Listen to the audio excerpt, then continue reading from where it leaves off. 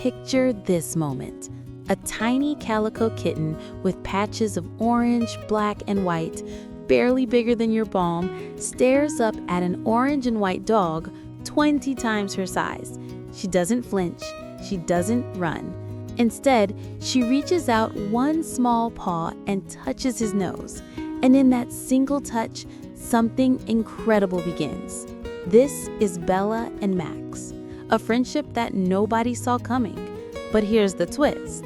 What started as a simple bond became something that would save both their lives. If you love stories about unlikely animal friendships and second chances, hit that subscribe button now, because what happens next will absolutely melt your heart. Bella came into this world fighting. Born in a cardboard box behind a dumpster, she was the smallest of her litter. While her siblings pushed and fought for milk, Bella got left behind. By the time rescuers found them, she was cold, barely breathing, and weighing less than a bag of sugar.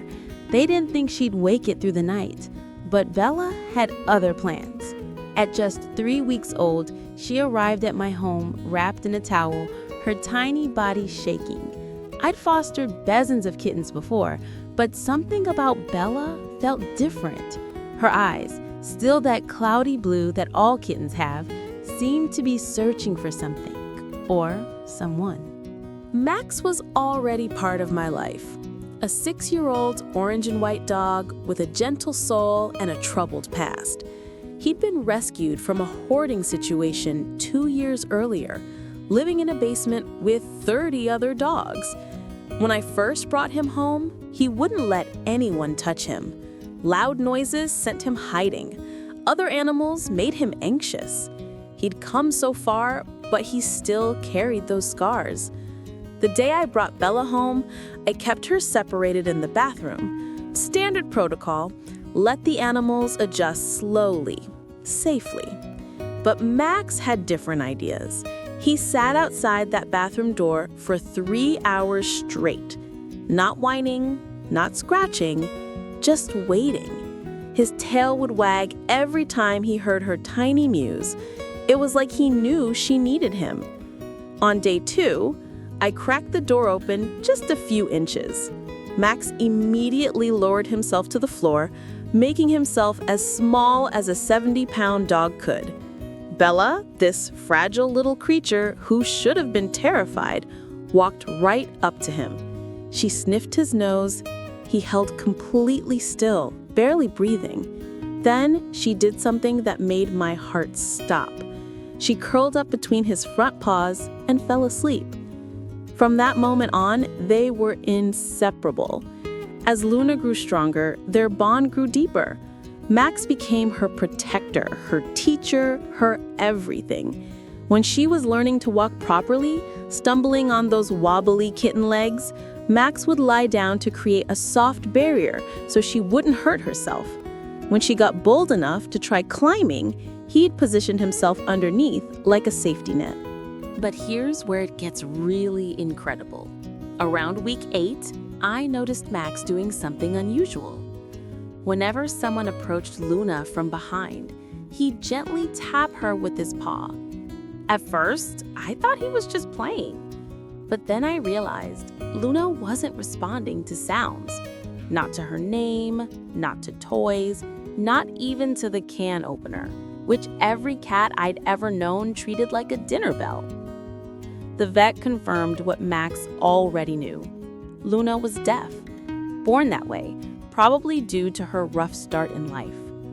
The vet warned me that deaf cats needed special care, special attention, that it would be challenging. But Max had already figured out his own system. He'd become her ears. Watch them together and you'll see it. When the doorbell rings, Max's ears perk up, and Luna immediately looks at him to read his reaction. If he's calm, she's calm. If he stands, she knows someone's there. He's taught her to feel vibrations through the floor, stomping gently to get her attention when I'm calling for dinner. They've created their own language, one that doesn't need sound.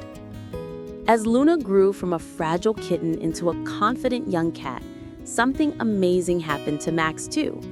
The nervous, traumatized dog who couldn't handle being around other animals became patient, brave, and purposeful. Having someone depend on him healed something inside him. He stopped hiding from loud noises because Luna couldn't hear them anyway, and his calm reaction taught her there was nothing to fear. Now, at 8 months old, Luna is thriving. She zooms around the house with the confidence of a cat who's never known limitation, her calico coat flashing orange, black, and white as she moves. She jumps, she plays, she explores. And Max? He's never far away. Sometimes I catch them in the afternoon sun, Luna groomed between Max's paws while he watches over her, this tiny tricolor ball of energy who gave him a reason to be brave. They sleep together every night, Luna tucked under Max's chin, his breathing creating a gentle rhythm she can feel. In the morning, she wakes him by patting his face until he opens his eyes. Then they start their day, a mismatched pair who found exactly what they needed in each other. People ask me all the time if I planned this, if I knew they'd bond like this. The truth? I had no idea. I just gave them a chance. A tiny, deaf kitten who wasn't supposed to survive, and a traumatized rescue dog who couldn't trust the world. Together, they became something neither could have been alone. So here's what I keep thinking about. How many Lunas are out there in shelters right now, overlooked because they're not perfect? How many Maxes are waiting, carrying invisible scars, dismissed as too damaged? What if the exact thing they need to heal is each other? What if the most broken pieces, when they come together, create something beautiful?